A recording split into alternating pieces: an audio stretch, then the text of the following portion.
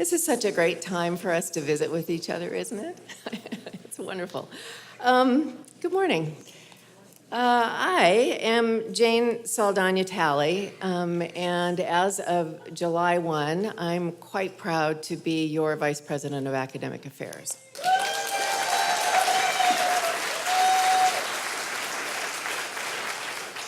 And this morning, it's my heartfelt honor to be asked to welcome you all and officially open SRJC's Fall 2018 Professional Development Activity Day on this beautiful SRJC Petaluma campus.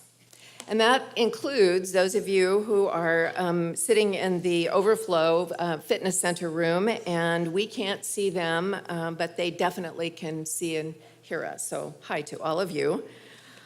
I do hope, as I did, that every one of you found some time this summer to turn your attention away from SRJC briefly and toward some moment of joy and rest and renewal. I am deeply grateful that you have joined us today and most excited by the opportunity of not only this day but the coming year. Before I get too far into my opening remarks, I'd like to acknowledge members of SRJC's Board of Trustees that are here today. And I believe I saw Board President Maggie Fishman. Maggie, are you in the room with us? I know she's here, so she's probably out greeting people. So I do know that she's here. I also know that student trustee Robert Martinez has joined us today. Robert, are you in the room with us? There you are, way in the back. Hi, Robert. We are so grateful for the service of our trustees. And another person that is also an elected official that I would like to introduce today is our newly elected Student Government Assembly President, Eduardo Osorio. Eduardo, are you with us here? He'll be on stage later. Is this professional looking or what? I mean, we're stepping up in the world. So this is a moment in our day for us to acknowledge and celebrate and appreciate a number of people. And the heavy lifting for a production like today's PDA falls on many. And that includes outstanding staff in media services, facilities and grounds, the warehouse, district police, disability resources, information technology, and of course our hosts here in Petaluma. I'd especially like to thank the all too modest SRJC Human Resources team for all they do behind and in front of the scenes year-round to plan and coordinate and worry over events such as this. They seldom get this kind of recognition, and so I'd really like for us to show our appreciation for everybody who got involved in this.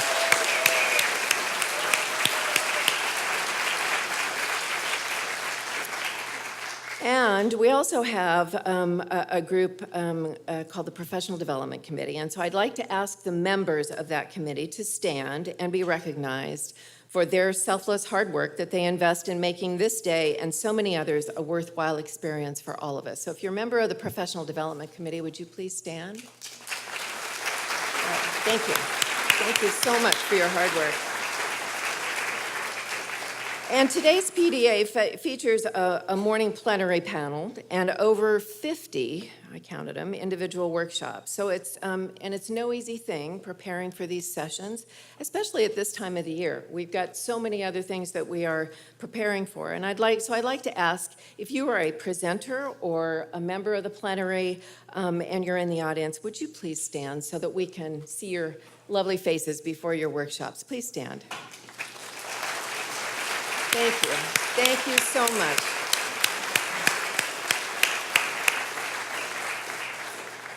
So in past years, we have introduced our newest SRJC employees during lunch. But this year, we're going to try something a little bit different and hopefully a little more personal. Each new hire has been asked to wear a name tag that includes an easily recognizable, hopefully, new hire ribbon. We didn't do that to embarrass you or call you out. What we did was we did that so that when those of us who have been working at the JC for a while see that name tag and recognize you, that we can take a moment and introduce ourselves, welcome you to this wonderful college, and maybe even introduce you to some of the people that we're with and include you in the conversation. My hope, my goal, is that they're going to leave this day thinking that SRJC is the friendliest college in the country. So what I'm going to do is give you a little bit of a head start on who those folks are, and so I'm going to ask each of them in their employee group to stand if you're in the room. Don't be shy. You're joining a big, wonderful family, and we really want to know who you are. So I would be asking if all of our new faculty could stand if you're in the room with us. If you got a new hire, Peg.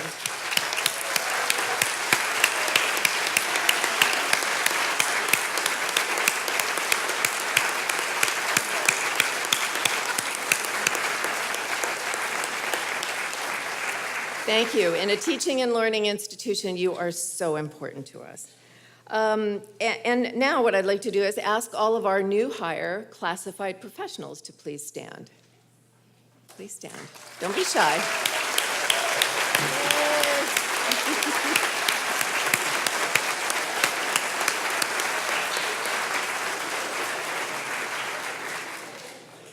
Some of them we know more than others, yes?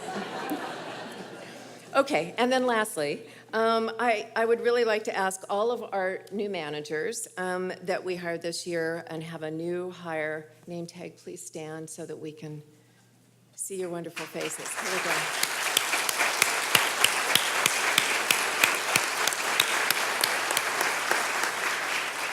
go. We know it's a choice, and we are heartily grateful that you have chosen SRJC as your place of employment. It is a great place to work, and I hope you begin to learn that today. Lastly, there is a growing group of current employees, I for one, who have stepped up and accepted the challenge of serving in an acting, interim, or out-of-class assignment this year. And while they aren't wearing special name tags, I'd like for all of them to stand so that we can recognize you and show our appreciation for the role that you've taken on. Please stand.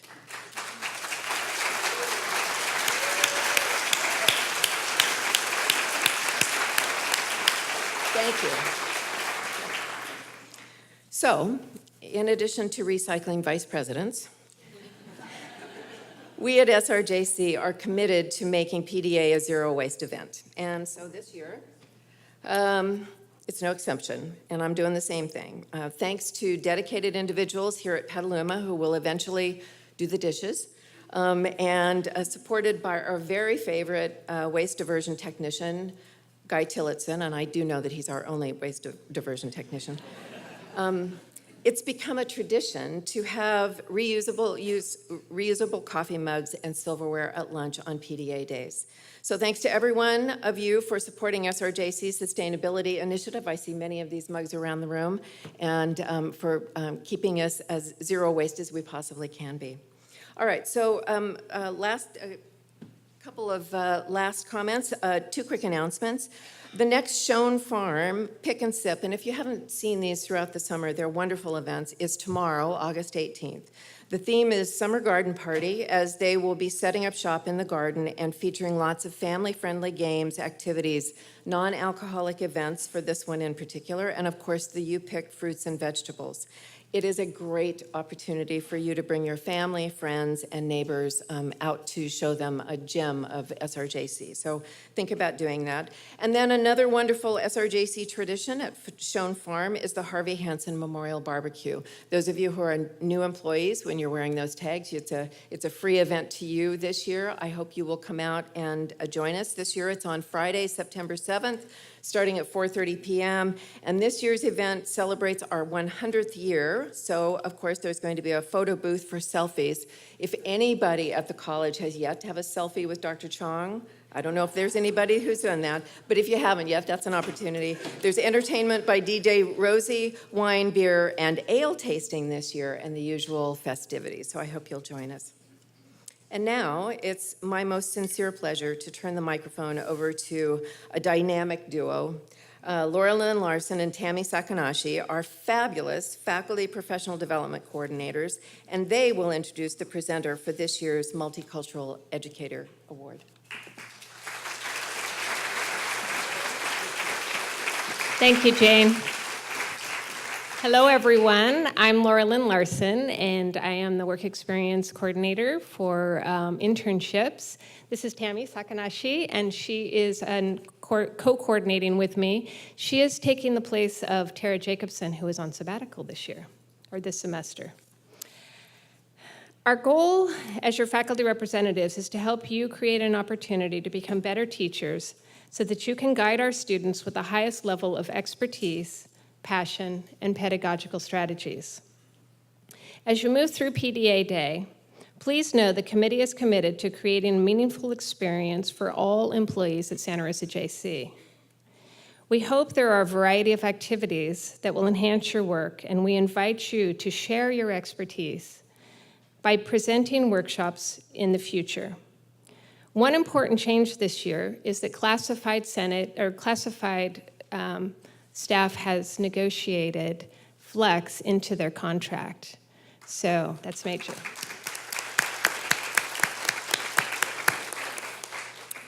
In an effort to continue to live the principles of shared governance, the Professional Development Committee has moved to a tri-chair model, with Sarah Hopkins representing administration, Debbie Weatherly representing classified, and myself representing faculty. We already did the acknowledgement of the Professional Development Committee, so we're good there. Okay. One of our notable accomplishments is the Multicultural Educator Award, and Tammy is going to talk a little bit about that. Tammy. Each year, Santa Rosa Junior College recognizes a member of its community that's done particular work in supporting and educating and leading our multicultural, our diverse student population. Some past recipients for this award include Lauren Cervais, Brenda Flies with Hawks, Laura Larke. And it's my pleasure to introduce last year's Multicultural Educator Awardee, Jerry Tao, to introduce our 2018 award winner.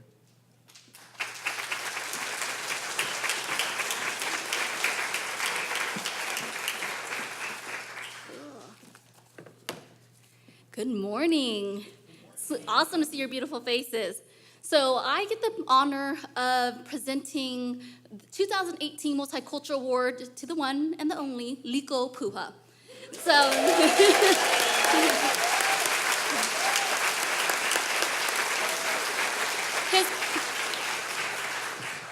So his personal and professional contribution to educating SRJC regarding Polynesian and Hawaiian culture has enriched our entire community beyond measure.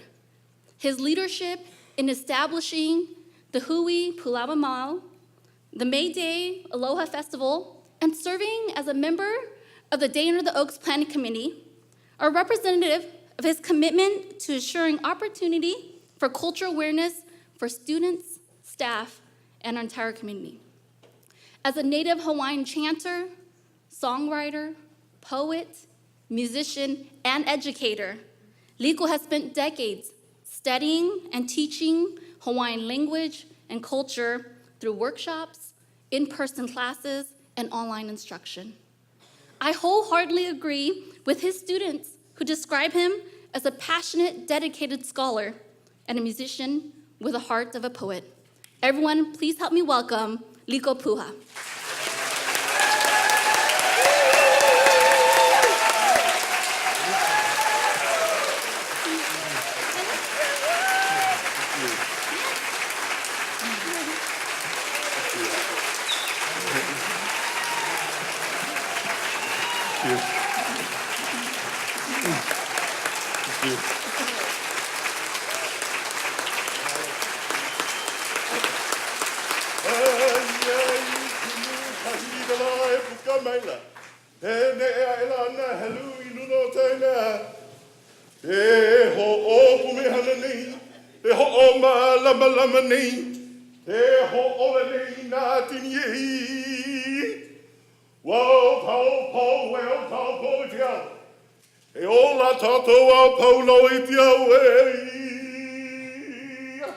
Aloha.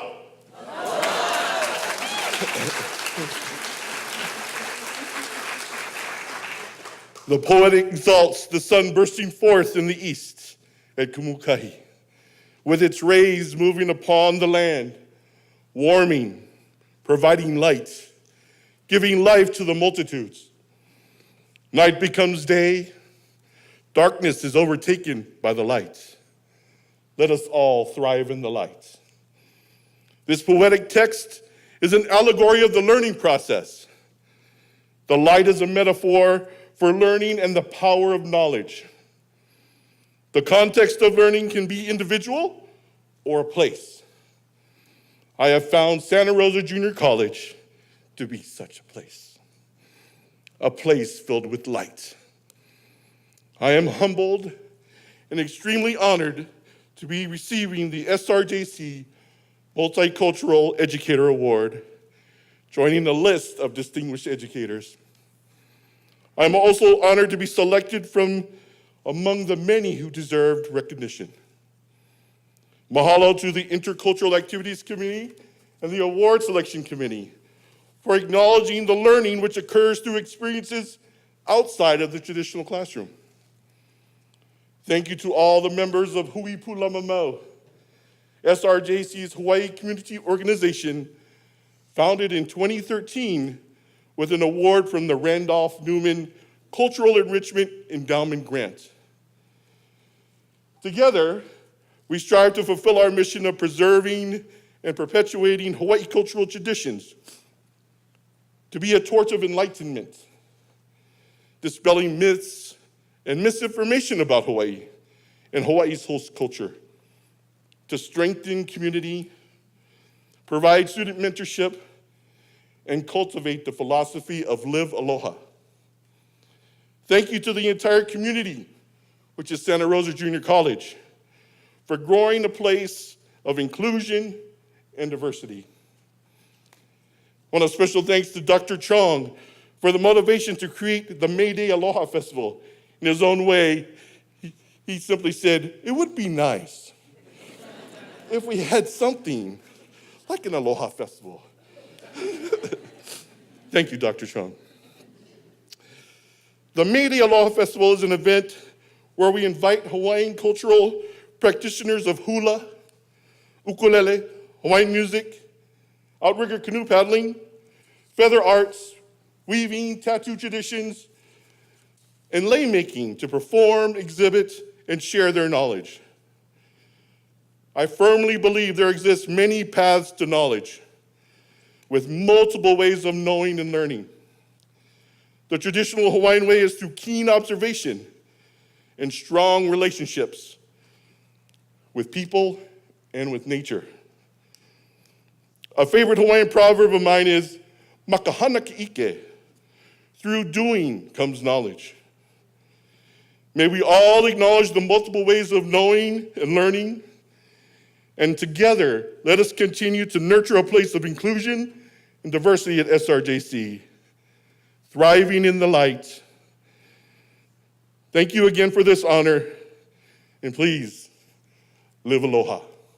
Mahalo.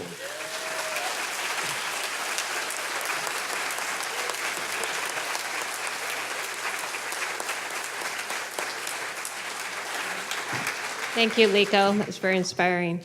I'm very excited about this next segment. The Professional Development Committee met last year, all year, and we thought, this fall we need to do something different. This last year was a very different year, as I think all of us can acknowledge.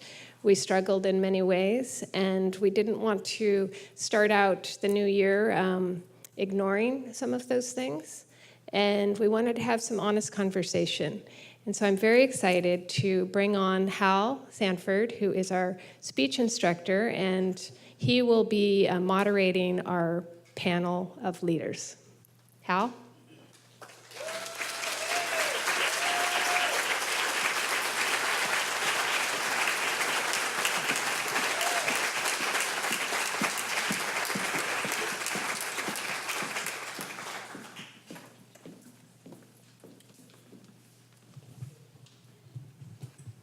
Hi there. Ready for some fun?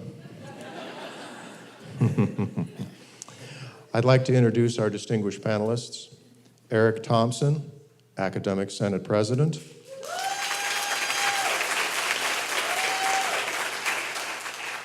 C.C. Jones, Classified Senate President. Frank Chong, President and also representing the management team.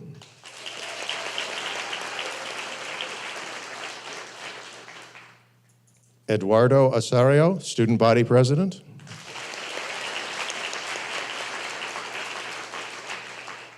Karen Frindell-Tusher, AFA President, All Faculty Association.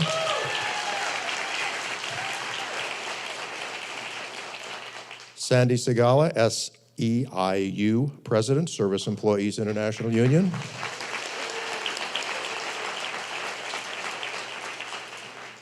And Maggie Fishman, Board President, Santa Rosa Junior College Trustees.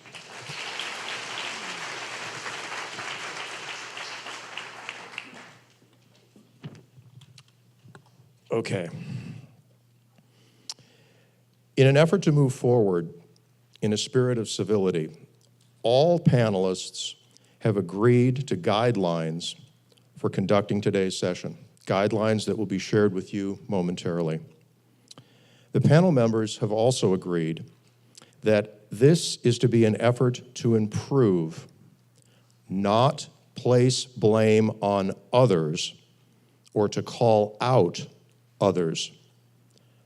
All have agreed to display an earnest and genuine desire to move forward with an authentically optimistic perspective, guided by the principle of do no harm.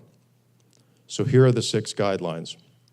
Number 1, time limits for panelists' responses will be 2 minutes per person per question, and panelists may pass. 2, there will be no crosstalk between panelists, meaning that they will not interrupt each other.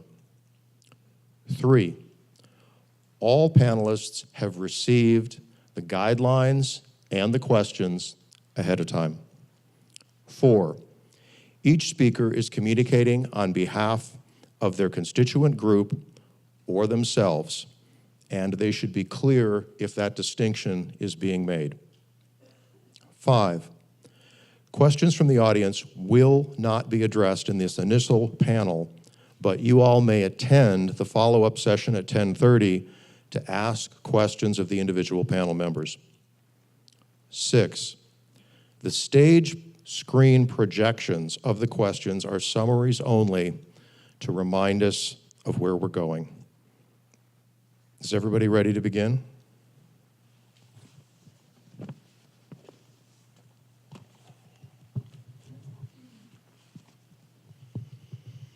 Okay, panelists, as an overview to today's questions, we would all like an assurance that there is a new mindset and specific plan to restore transparency and trust and effective operations at Santa Rosa Junior College.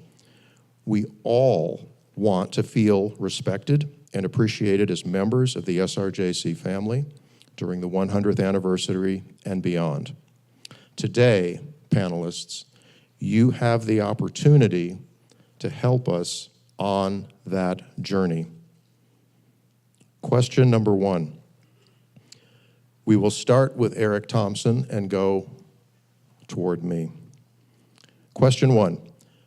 Briefly describe your constituent group's purpose and your or your group's vision for shared governance.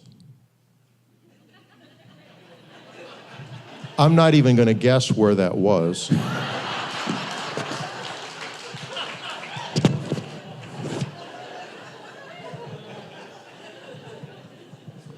Are you okay, Eric? Do you need a paramedic? I'm good. Let me start over with the question so everybody can hear this. Briefly describe your constituent group's purpose and your or your group's vision for shared governance. And please describe any misconceptions about your constituent group that need to be clarified. 2 minutes. The Academic Senate, it represents the entire faculty. It has elected members that sit together in council and represent all of the disciplinary areas, full-time and adjunct, of the entire faculty on academic and professional matters. And the role of the Academic Senate is defined in law as being the primary voice in giving direction to the institution on academic and professional matters. And those academic and professional matters are defined in law as the 10+1, and I'm not going to enumerate or list the 10+1, but I just want to mention number 5 of the 10+1. Number 5 of the 10+1 is that faculty, through the Academic Senate, are responsible for leading in the definition of student preparation and success. Now, I just want to mention that because all constituent groups here at the college have to do with student success, have something to contribute to student success, but it is the faculty, the disciplinary faculty through the Senate that is responsible for defining what student success is, for defining what it looks like to succeed in mathematics or welding or whatever the student is pursuing. And so that's, in a nutshell, the function of the Senate as representing the faculty. Misconceptions, we faculty labor under the stereotypes which are pervasive in the culture. They were recently expressed, I think, in a speech that Governor Jerry Brown gave to the Chamber of Commerce. You find them repeated on media, and occasionally I find it expressed by groups like students. You are at 2 minutes. I'm at 2 minutes. And so let me just finish in a few seconds. The stereotype is that faculty are indifferent to student success, that tenure gives them a sense of arrogance and complacency. And I just want to say that that's a stereotype that it doesn't need to be rebutted. It's not true. Thank you. Cece. Thank you, Hal. The Classified Senate, similar to the Academic Senate, is the body that represents classified professionals in California community colleges around the state. Well, that's California. The purpose is to promote participation in the shared governance process as well as professional development. My vision for shared governance in that is that classified professionals will have more opportunities and take advantage of those opportunities to be more active and participatory in the shared governance process by participating in and holding seats on various district committees. One of the misconceptions that I always get is that Classified Senate is not SEIU. We have two very different functions. The Classified Senate represents the interest of classified professionals in matters that are not related to bargaining unit work, meaning your contract. In matters of shared governance, professional development, in matters of community morale, the Classified Senate strives to be a leader and lead by example by creating activities, programs, including a mentorship program for new classified professionals hired into the district that will help to not only serve as professional development and share the knowledge and the skills we've developed over our tenure here, but also to increase the morale as we go through challenging times, as is the nature of economics. Thank you. Thank you.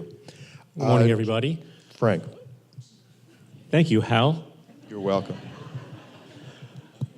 Well, the role that administrators and managers play in shared governance, I believe, should be one of facilitation, is really to facilitate and empower the members, whether they're faculty, classified managers, and students, to have a meaningful dialogue and to come up with consensus, hopefully.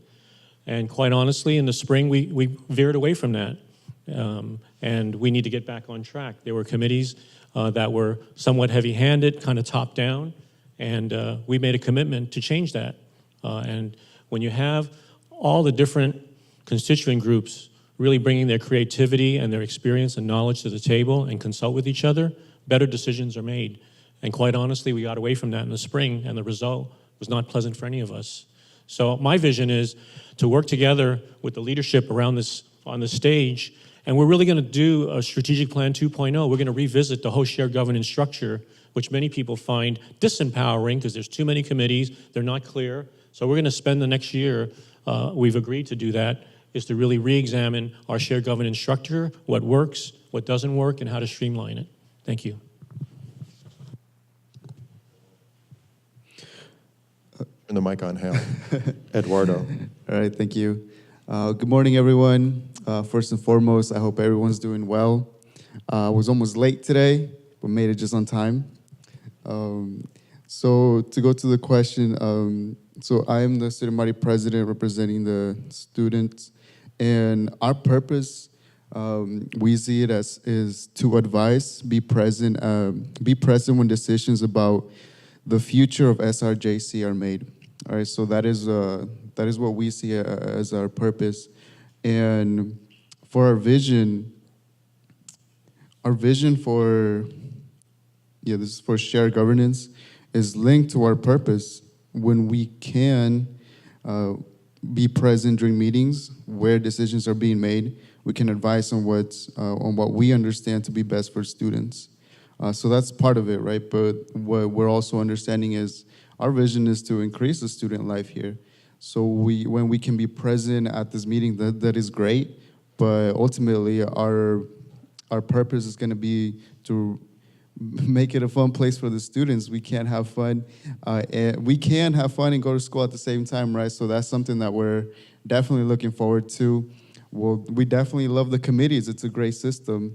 It's a huge system. We have a lot of committees, so we're gonna do our best to be present, but also we're gonna do our best to make it a good place for student life here at the college. Thank you. Karen. Thank you. Good morning, everybody. The All Faculty Association is the exclusive bargaining agent for all faculty, and we represent faculty in matters of salary, benefits, working conditions, and anything else that falls within the mandatory scope of bargaining. We also represent faculty in grievance and disciplinary matters. And I think one of the biggest misconceptions is that we don't represent all faculty, but in fact, we represent both adjunct and full-time, and our elected representatives, whether they be adjunct or full-time, still represent everyone. Our vision is to continue to work with the Senate and other faculty groups on campus to strengthen the faculty voice and professionalism that we've been working on in the last couple of years, and to retain the items that are within faculty purview, while at the same time working with the other groups on campus under matters that are in shared purview. I also wanted to add another misconception, which is that some things are not shared governance, and those are the things that are negotiable and under the mandatory scope of bargaining. So we want to make sure that we use shared governance where it is needed, and we use negotiations when that is needed. Thank you. Thank you. Sandy. I have the same problem. Just turn it on. Okay. Push up. Okay, I didn't ask for this seat here, but good morning, everyone. I wasn't expecting to be called upon to do this. I'm a little nervous here today. Good morning. So our purpose and vision, SEIU, is for shared governance, is that our union is to represent our members, our union members, and all the classified professionals to have an equal, fair opportunity and be successful in our jobs, assure working conditions, and assuring that the administration decisions are fully inclusive and responsive to all, and how decisions impact our members and services we provide to our students. To help solve problems together with equal footing, as well as we all have the same interests, and that's educating our students. The classified professionals, we often have the best perspective on the confusing nature of our processes, and are in good position to hear students' concerns and understand how we are preventing them from being successful. This voice is critical to have at the shared governance process, and often we are overlooked when decision-making is taking place. For our part, we need to be more proactive in sounding the alarm in a more public manner. We often assume or take the administration's assurances that they are addressing issues we raise, but we need to be more proactive, especially with the major changes such as the AB 705 and guided pathways. Thank you. Sandy, if you've got a nervous thing, you just take my public speaking class and we'll fix that. I don't know what is going on with me. I did this at the board meeting the other day. That's right. Take my class. Take my class. All right, Maggie. Hi, I'm Maggie Fishman. As chair of the Board of Trustees, I'm here to speak for them. The Board of Trustees is the governing board for the whole school, as outlined in the state constitution, actually. We're an elected body. There's 7 districts and 7 board members. And as an elected body, we work for you. We work for the school community. We work for the community at large. They're sort of our bosses. You're our bosses in many ways. We have one employee, and that is the president of the school. President Superintendent is our one employee. And we are responsible ultimately for everything, but when it gets down to the nitty-gritty, we tend to look at big policies and not administrative day-to-day activities, not to get in your way for you to do your job. Ironically, though, lots of times what we hear most about is concerns about what's happening on campus or administrative things. It is a difficult position to sort of thread that needle between not getting in your way and governing the school. And oftentimes people have concerns about where the heck is the board? Why didn't they say anything about this? We have really severe restrictions on our ability to communicate with each other because of the Brown Act. For example, last spring, people wondered where the board was, why didn't they say anything? And we really couldn't talk to each other till a board meeting. Till a closed session that we could talk about personnel issues. And we couldn't be responsive to you until that point. And that was frustrating, I know, for many of you and frustrating for the board. I can elaborate on this at a later moment, but I wanted you to know that we're aware of that. And that's our concern, and I'd just know that we're aware, and we're aware of your frustration, wondering where the heck the board is and what are they saying. Anyway. Thank you. Thank you. All right, moving on to question 2, this time beginning with CC. Today, you all are addressing our college family. Many here feel that there have been times in recent years when the college has suffered a breakdown in communication and an injury to morale.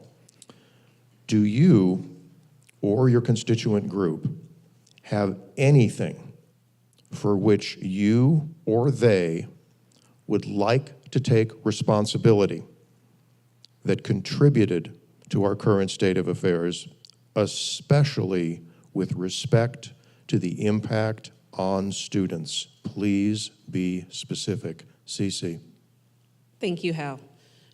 As far as the classified professionals at the college go, I, for one, would like to take responsibility for the fact that as we were beginning to meet in April with the President's Consultation Council, I did not forward that information to the classified staff in a timely manner, so that there was a lot of conversations that were taking place and that information did not get shared and communicated, which contributed to rumors and bits and pieces of information being shared without the full context. And so I certainly pledge to our classified professionals to rectify that moving forward and making sure that the conversations that we're having are shared in a very timely manner so that everyone can have the same information and we can be on the same page with that.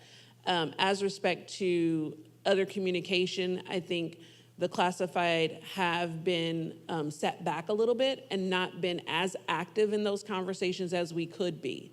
Again, it's sitting on those committees, sharing our insights, sharing our experience. A lot of times we have a lot of direct contact with students outside of the classroom. And as Sandy said, we hear issues with processes that take place, whether it be just trying to apply to get their certificate or degree, or challenges with finding alternative courses, or what to do when their classes are canceled. And so we could be more proactive in not only sharing that information with our department chairs and deans, but also working on alternative solutions so that we can better service our students, because we do have a fair amount of contact with them. Thank you. Thank you. Frank? Absolutely. I take responsibility for the state of affairs of the college as the president.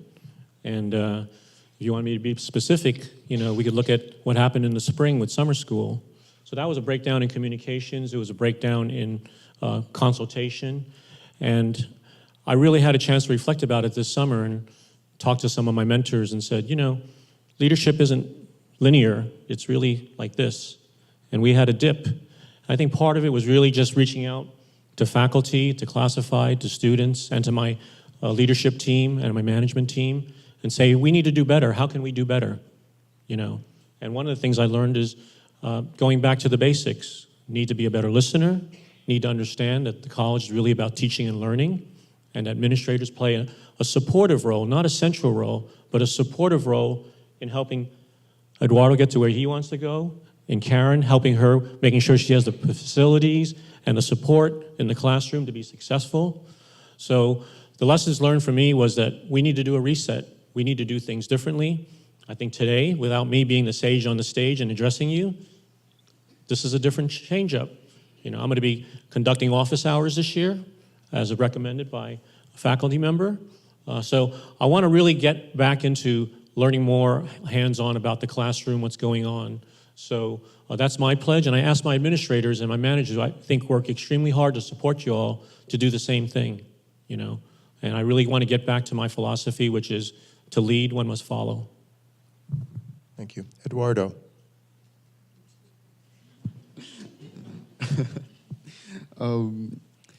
Well, for students, it's a strange question because we expect the administration to keep in communications with us.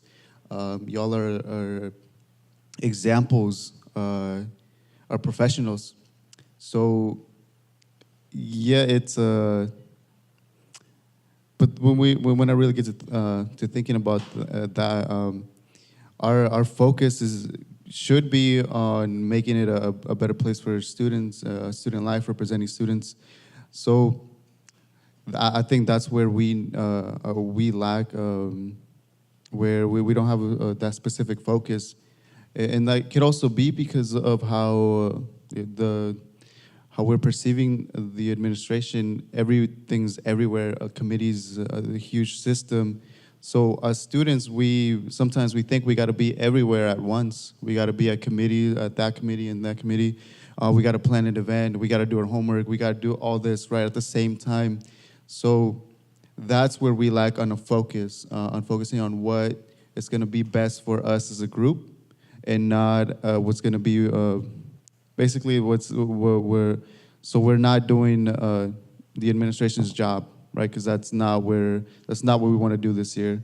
We want to focus on student life and student representations, but we want to be strategic about it and be the places where we're going to be most effective. So that is where we lack our focus. But that is where you all come in as professionals too, where you can show us a better example of what that can look like at the top level, where your focus is going to be, and just continue communicating with us, because we already have a lot on our plate with our classes, with the representing in committees, event planning. But yeah, that is all. Thank you. Karen? Thank you. Well, I'll take the second part of the question first, which is to say that what impacts the faculty impacts the students. And so that's the lens through which we experience everything. And a couple of years ago, the faculty, I don't want to speak for every single faculty member, but in general, the faculty became concerned and started trying to get together and figure out what to do. And we held forums starting all the way back to March of 17, I think, where we wanted to just discuss something just wasn't right. And we discussed things like votes of no confidence, and we addressed the board. And our regret, to be perfectly honest, is that we weren't loud enough. We didn't succeed until it was too late.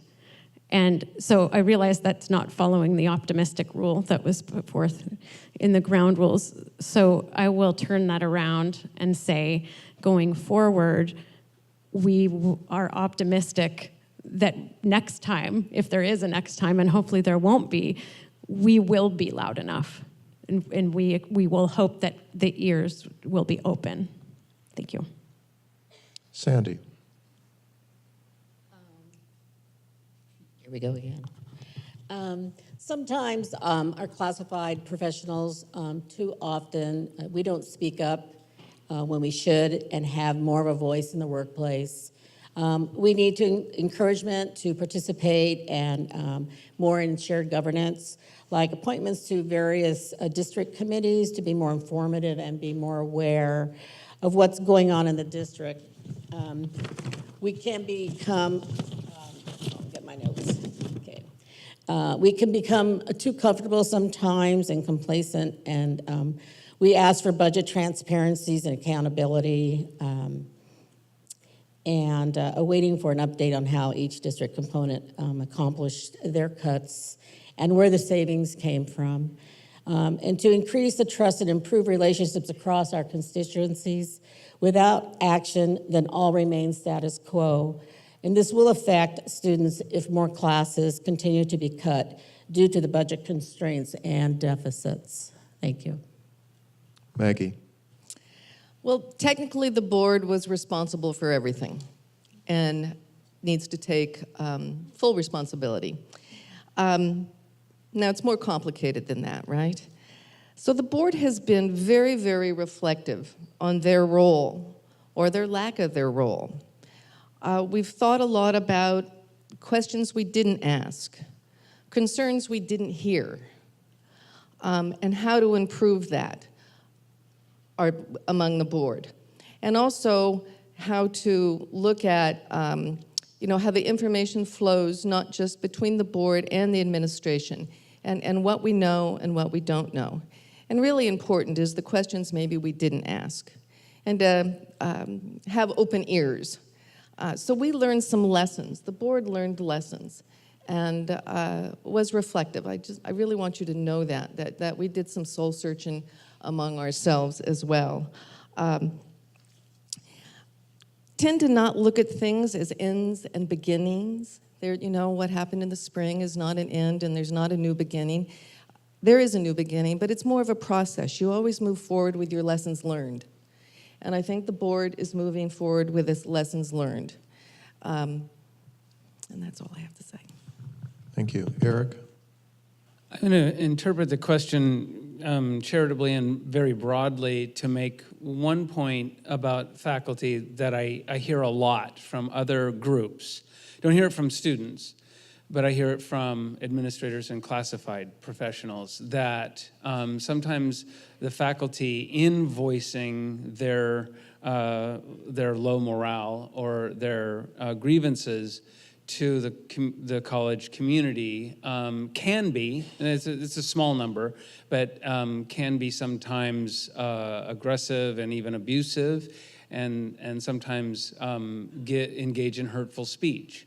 And so I think that it behooves us all to voice passionately and honestly our opinions and our critique, but to do it with grace and to do it with empathy and civility.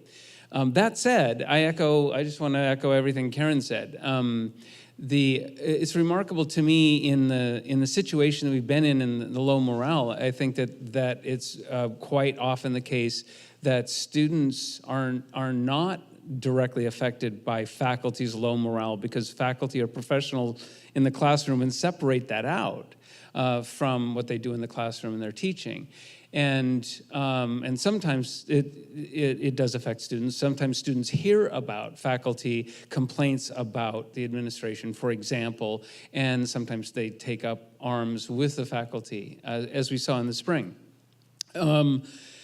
And so, and again, to echo Karen, I just think that we as faculty need to engage in communication more thoroughly than we do, to greater numbers. That forum that she mentioned had 70 faculty in attendance. And that's your time, 2 minutes. That's Thank my you. time. Yep. We'd like more. Cece.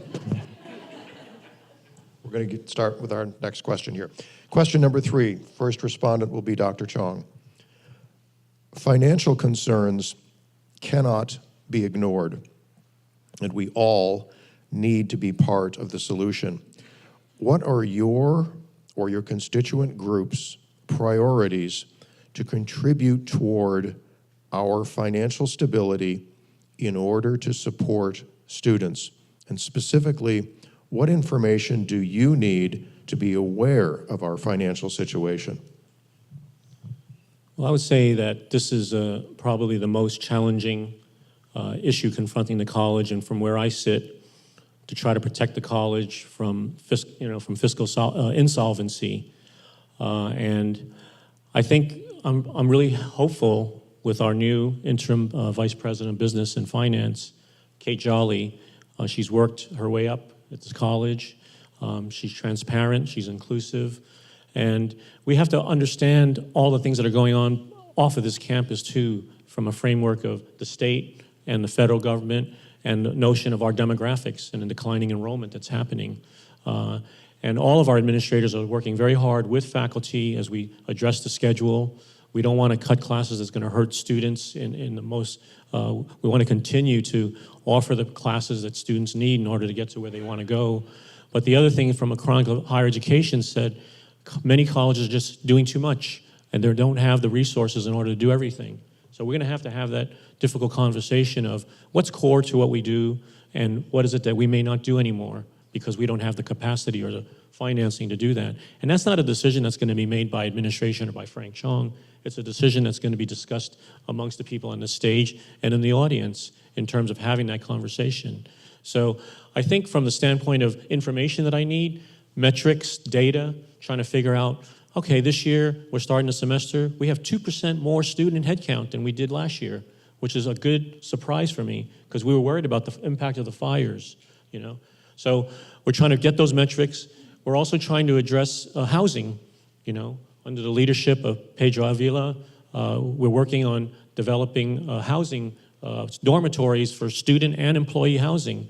And it's very exciting, but it's also very scary because we're kind of entering a place where we've never been before. I know there were dorms here in the past, and people have told me about them. So we're looking at building student housing because we know we need that for our students, and we also know, I've heard from the faculty, it's become increasingly unaffordable to live here. So we're trying to deal with that as well. Thank you. Eduardo. So our priorities are to be present when decisions about money are being made, right? And also to continue to remind the folks in charge of these decision makings to include us in the conversation at the beginning of the conversation, not mid, not almost at the end where everything is being negotiated. That's the hardest part for us, coming into meetings where everything's been talked about, we're ready to make a decision, and then the student gets called on, like, hey, do you agree with this, yes or no? And student is usually left there like, you know, deer seeing headlights. It's like, what do I do? So that's something we also want to work towards. And some of the information that we would need, probably monthly updates, because that's for a student, it's kind of hard to understand all the budget codes, budget line items, and all that. it's a large system, and I can barely keep up with it. So imagine a student barely coming into our meetings wanting to ask, hey, what's going on? Why did the summer classes get cut? It's a hard thing to explain.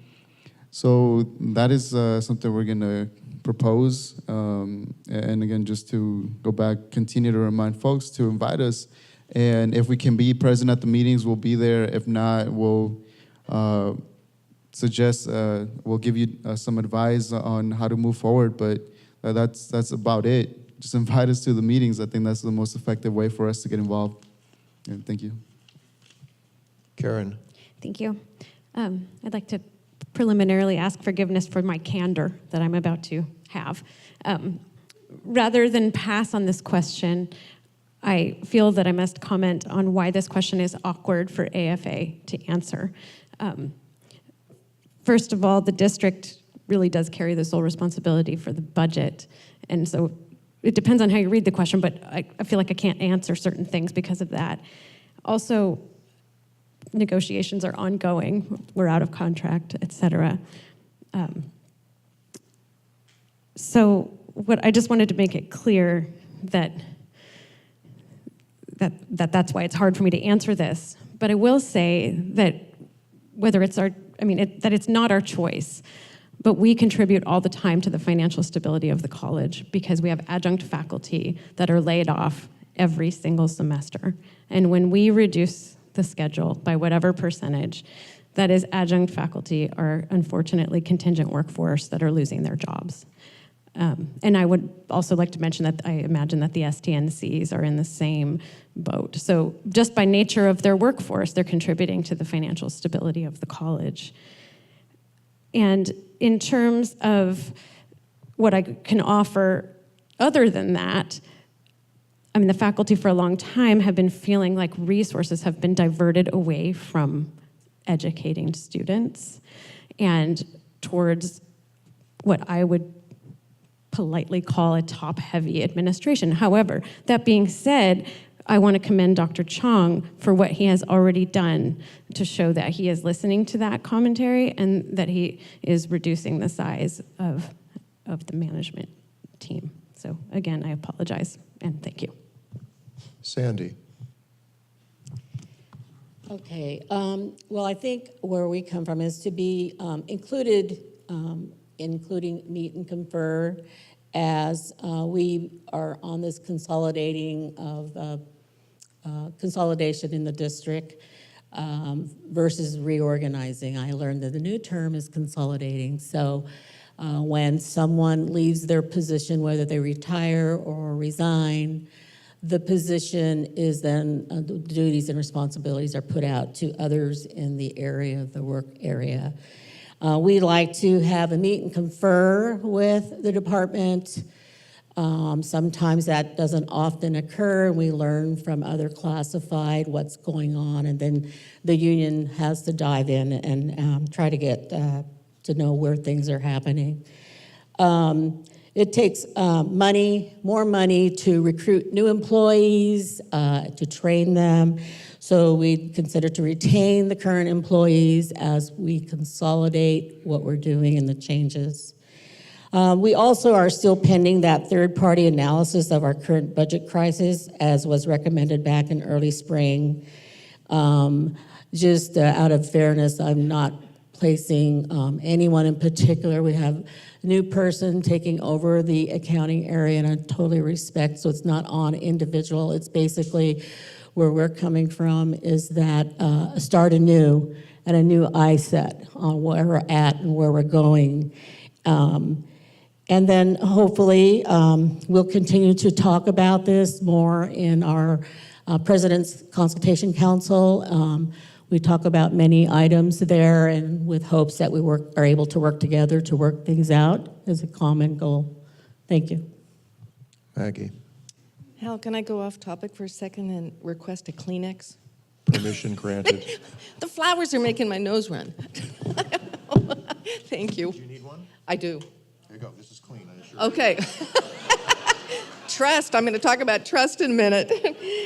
Thank you. I don't know, Anyway, so The board is aware of the financial situation and the issues are real, but at the same time, the board, it sounds a little corny, is also seeking financial truth, trying to really be aggressive about figuring out what the numbers really mean, and we're being supported in that effort.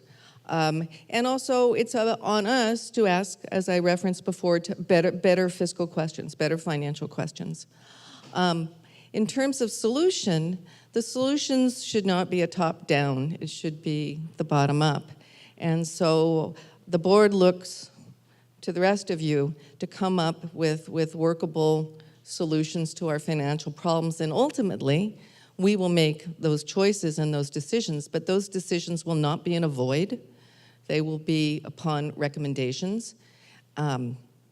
So that goes on out there. So it's a collective decision. The board is also very responsible for staying abreast of what's going on at the state level, to really understanding the new funding formulas and how that impacts us, what carrots are tied to guided pathways discussions, what new legislation is coming that is going to affect you. It's sort of raining down from the state level and things that, you know, that you're being required to do, and to have a real understanding of that. So I think going forward, the board has all those things in mind. We're seeking financial truth. We're going to ask better fiscal questions to make sure we understand. We're going to, for solutions that come to us, we're going to be looking and making sure that it is a collective decision and that people have been, students and classified and faculty and everybody have been consulted on those decisions. So nothing happens in a void. So thank you. Thank you. Eric.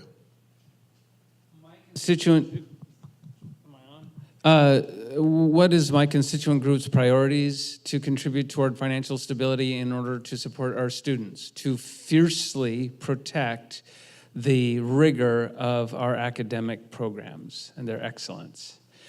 That will attract students, will support students.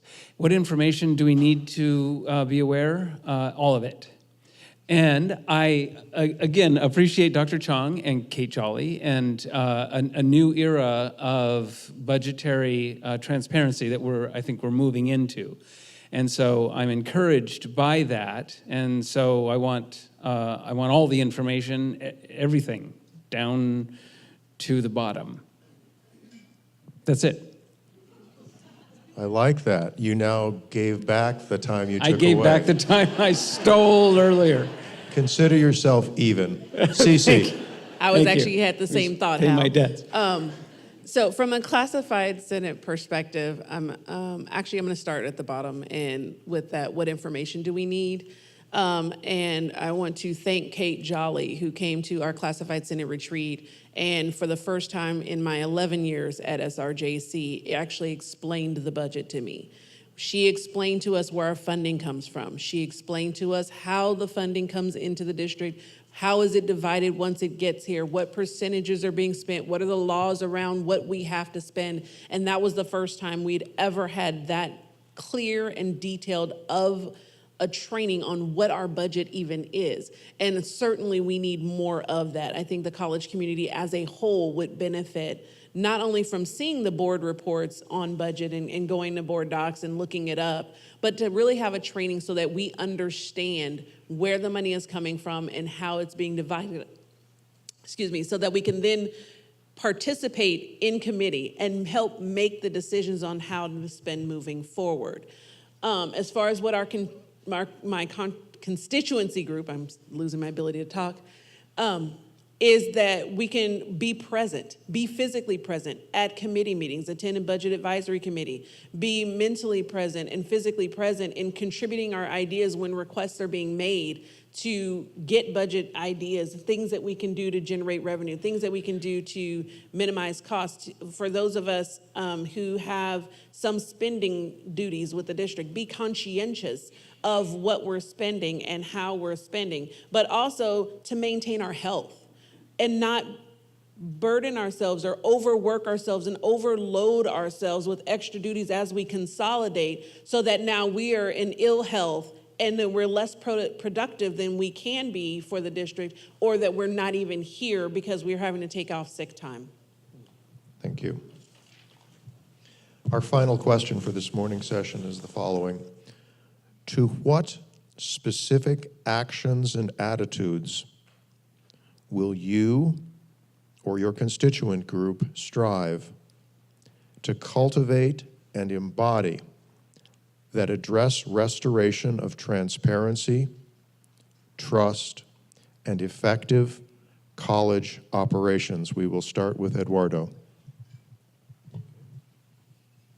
So, we definitely gave this enough thought, and most of these questions, it's hard to answer because most of this would be more appropriate for an administrator to answer instead of the students. But again, what we are wanting to move forward with is for transparency, we're going to make sure to stay in contact with all constituent groups, and that's going to be our best way to increase transparency.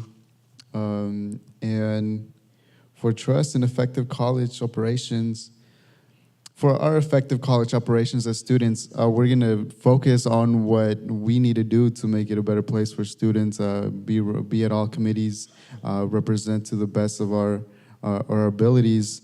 But again, we need to stay focused, and we need to keep that communication open so we can trust everybody that y'all are going to make the right decisions for us as well. Like I mentioned earlier, we can't keep track with all the budget stuff. That is way too much. But if we understand that y'all are keeping students in mind, we're going to be able to move forward, continue to have peace of mind, because it has been a tough time for students after what happened last year. As Cece was saying, we need to keep track of our health. And a lot of students were running around freaking out about their classes. They can't transfer. They can't take what they need. So again, as long as we are keeping that communication going, we're going to start building trust. We want to move forward with our operations as student government.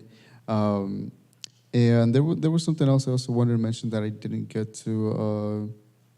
Misconception earlier that we definitely understand how to run meetings as well. We've been trained by one of the past presidents of the National Associations of Parliamentarians. So we have that, right? So when we go to our meetings, please trust that we also know what meetings are supposed to look like and how they're supposed to be ran. We will have that parliamentarian come back and give us another training, so be on the lookout for that. And that is all. Thank you. Thank you. Karen. Thank you. Well, I will say that AFA will continue to be a voice for faculty, and we will fiercely defend those things that are in our purview, and we will at the same time collaborate and participate in shared governance with those things that are everyone's purview. We're going to make sure we're in the room. We're going to show up and speak our mind, and we're going to be honest, and I want to promise this to everyone, but I want to promise to Dr. Chong, I will always come and tell you what AFA thinks in advance. And I think just not being afraid to say, and unfortunately that's a feature of my personality, I just have to say what the truth is and what I think. And I promise I'll use that to help you and all of you. So thank you. Sandy.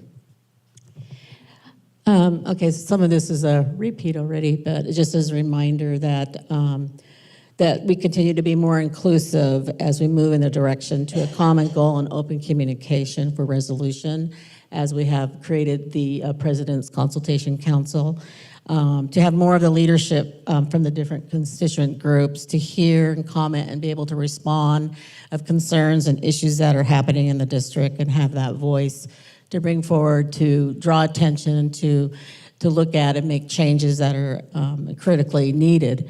Also, to continue with transparency and trust, that does a reminder on the third-party completion of the third-party budget analysis, and just seeing if that's going to move forward or not.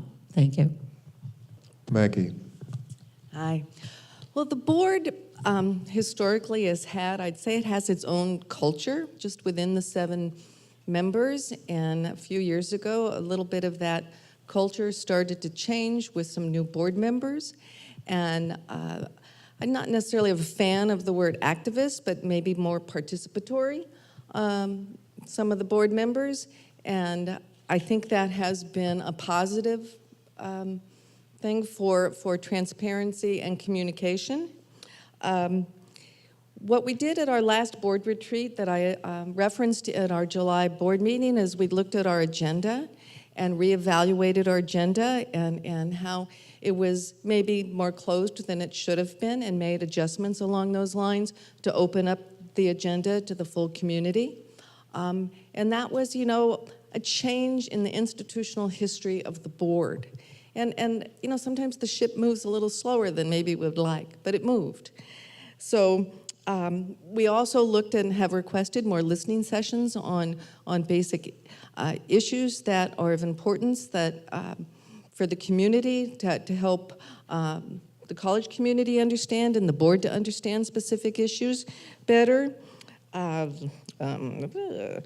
also think it's important to mention one of the roles that we have, and this affects transparency, is our support for the president and what the board does to help him do his job, make sure we understand what's going on, and that all creates part of the wheel of transparency as well.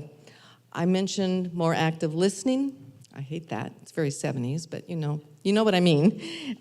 Asking more pointed questions, figuring out what the questions are. Sometimes it is the question you ask, and it takes a while to figure out what is the question you need to ask. So all those lead to more transparency and more understanding from the board. Thank you. Eric. Hello. 3 Greek words. Paresia, aletheia, charis.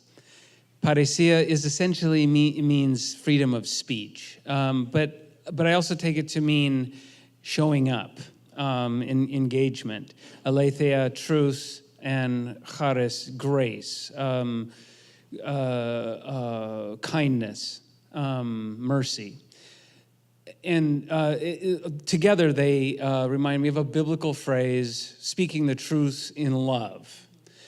I think that the faculty it's really difficult and really tempting to be fatigued and discouraged, but faculty need in greater numbers perhaps than we have to show up and to speak the truth, to speak with respect and in love, but to be on it and to always tell, as Karen said again, always be there to tell the administration and everybody else what we think, and to show up for the work.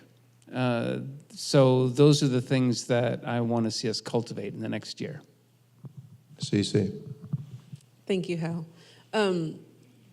Again, I kind of echo some of the sentiment that's already been said. One of my goals as classified Senate president over the next 4 years is to increase participation of classified professionals in shared governance committees, increasing those opportunities for them to participate and to show up, to be present mentally, physically, to participate, to lend our knowledge and experience to the committee work that we do.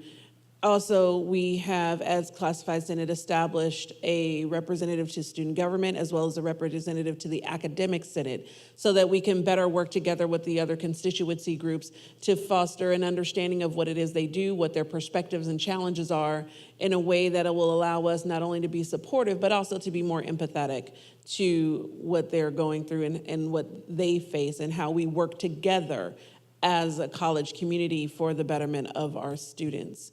By way of effective college operations. Personally, I would love to see the entire campus closed both fall and spring for PDA Day so that classified professionals can actually attend full days at both times. Professional development is one thing that historically classified have really suffered from a lack of.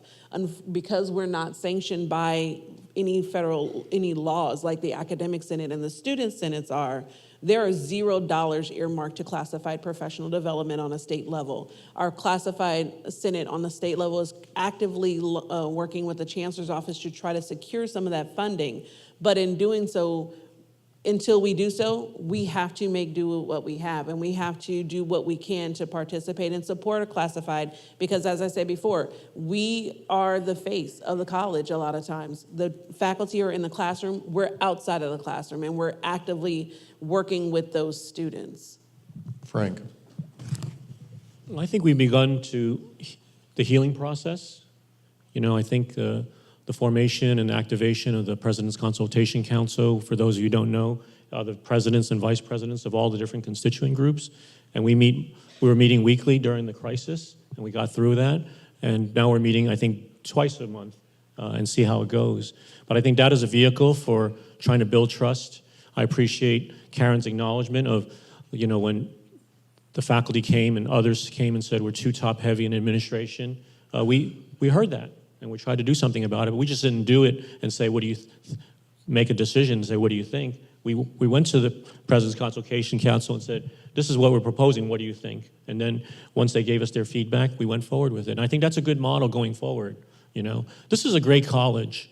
I know people are feeling sometimes discouraged, and I, as the president, only do one thing. I got to give you guys hope.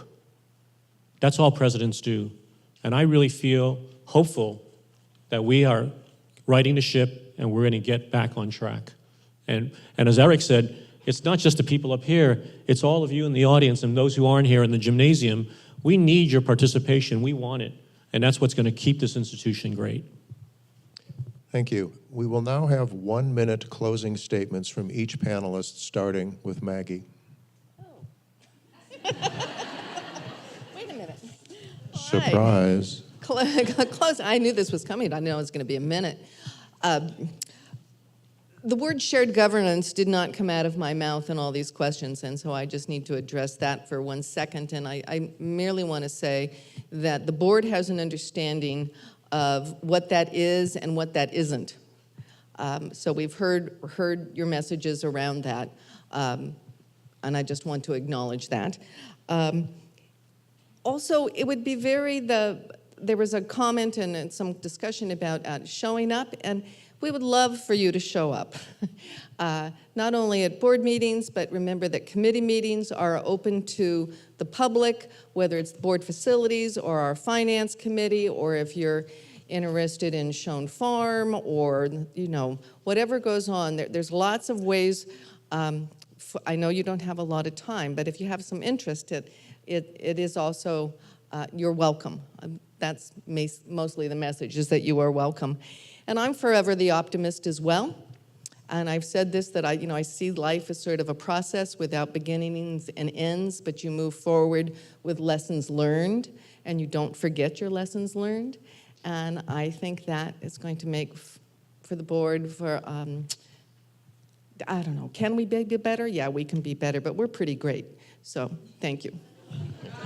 Sandy.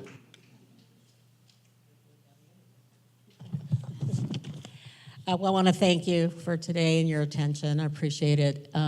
SEIU will continue to move forward and assuring that the protection to classified professionals' positions are being, looked at, and trying to maintain where we're at in our positions, and look forward to having more transparency, again, as I've mentioned, with consolidation of our jobs in taking on more workload, and just being cautious and careful that we don't, as Cece said, outdo ourselves, overdo ourselves, and really think about our health issues and take care of ourselves.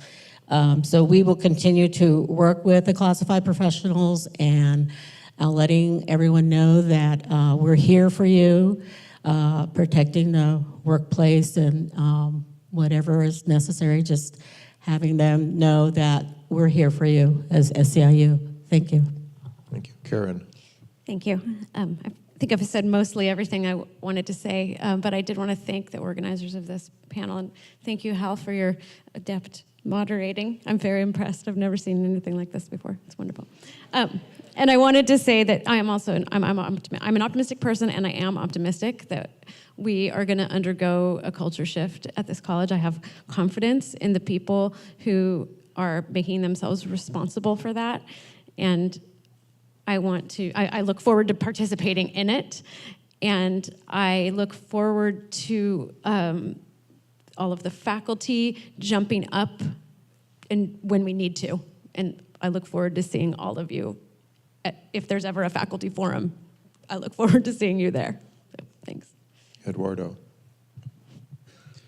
Well, my thought right now is, my advice to everyone here, and especially to everybody up here in the panel is, y'all need to start treating every student like they're the student body president, because, y'all got me up here, I'm feeling good, and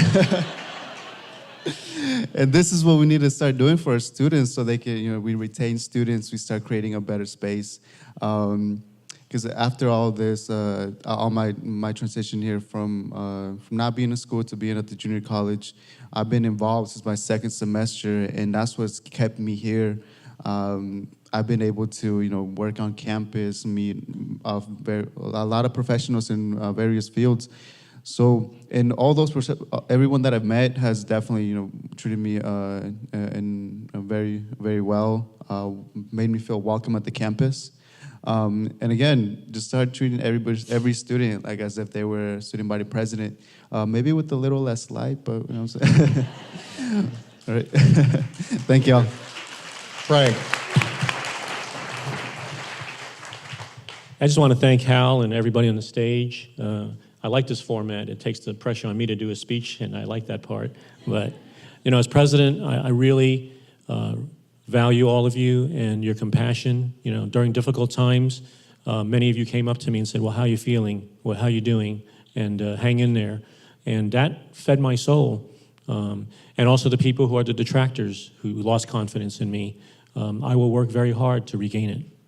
And my team, I have a great faith in my team of the leadership of the administration. They all work very hard on your behalf, and they often don't get a lot of acknowledgement, but I would like to say thank you to the administrators of this district. They do a lot to help make this place run. So I'm looking forward to a really, really good semester, really positive, and let's just be honest with each other. And I think we're starting to build that level of trust and rebuild that level of trust we need to have to be a great institution. Cece. I would just like to echo everyone else's sentiment. This being my first PDA session as Classified Senate President, I was not looking forward to that speech. So I'm much happier that this is a panel. I get to sit up here with some others. We'll worry about that next year. Who knows what'll happen by then? Oh, sorry. I have that problem like Karen. I tend to tell the truth, and and it just comes out kind of bluntly. So please forgive that. My last comment, though, is really kind of a general one to the community as a whole, in that we sit here as leaders of your various constituency groups, but we honestly cannot do this alone. It is extremely difficult for all of us to sit up here and represent the 3,000 employees of this district. We need your support. We need you to show up. We need you to participate. We need you to be active. We need you to be aware. We need you to be knowledgeable, and we need you to be educated about how this college runs and be participatory in the process of making those decisions.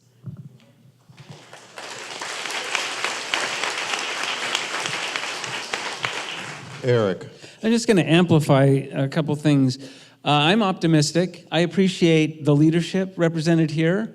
As Cece was just saying, we all know each other really well because we're everywhere, in every meeting, in every committee. And there are a few of you out there who are as well, but the majority of us don't participate directly in shared governance. And so I just challenge everybody.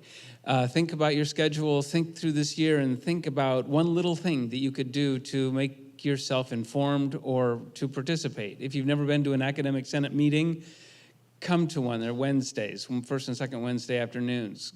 Go to a classified senate. I went to my first classified senate meeting. It was very interesting. If you are reluctant to sign up for a committee, well, jump in to the pool, and we could use your help.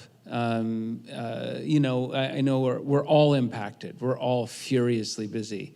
But maybe each one of us could carve out a little place this coming semester, this coming year, to be informed and get involved. And the only other thing I want to say is have a great PDA day and a great year. Thank you.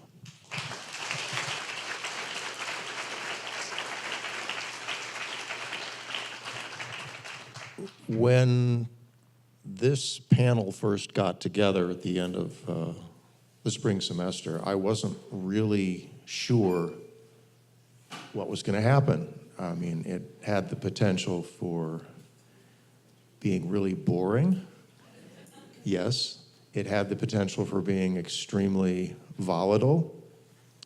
And I certainly want to extend my gratitude to all of the panelists for displaying the civility needed not only to conduct today's session, but to move forward. When I think of the work that you all put in, I think of Stephen Hawking's line in the Pink Floyd song, all we need to do is keep talking. And I think the spirit that you all embodied in creating your responses and in helping to formulate the questions shows that. I travel around a bit and I talk to instructors at other schools, and I am aware of the challenges that they faced with some of the difficulties they have with their administrations and with their faculty associations. And I have to honestly tell you all, you are in the best place you could possibly be. You don't want to go someplace else. And I think if we all work together toward moving forward in the spirit illustrated here, bearing in mind that nobody should ever be judged by their worst or their best day, and know that there is a sincere desire here to benefit students and to move forward, we're going to be okay. So that's it.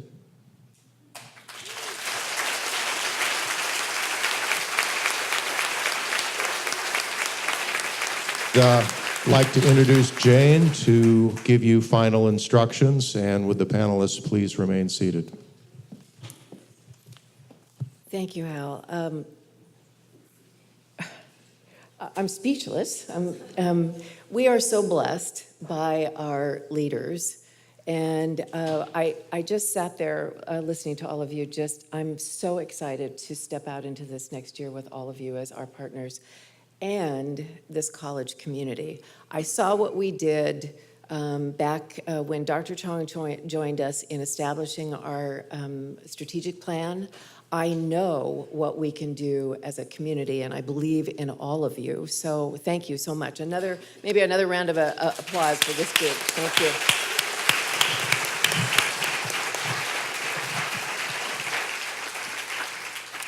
Just bear with me for a couple more minutes. I'll let you go. I wanted to acknowledge that board member Dorothy Battenfeld has joined us as well today. And I don't think we have any other board members, but thank you for being here with us, Dorothy. Again, remember, if somebody's got one of those name tags on, and I can see right over there, and it says new hire, please greet them and invite them, welcome them to our college community. Thank you. Enjoy your day.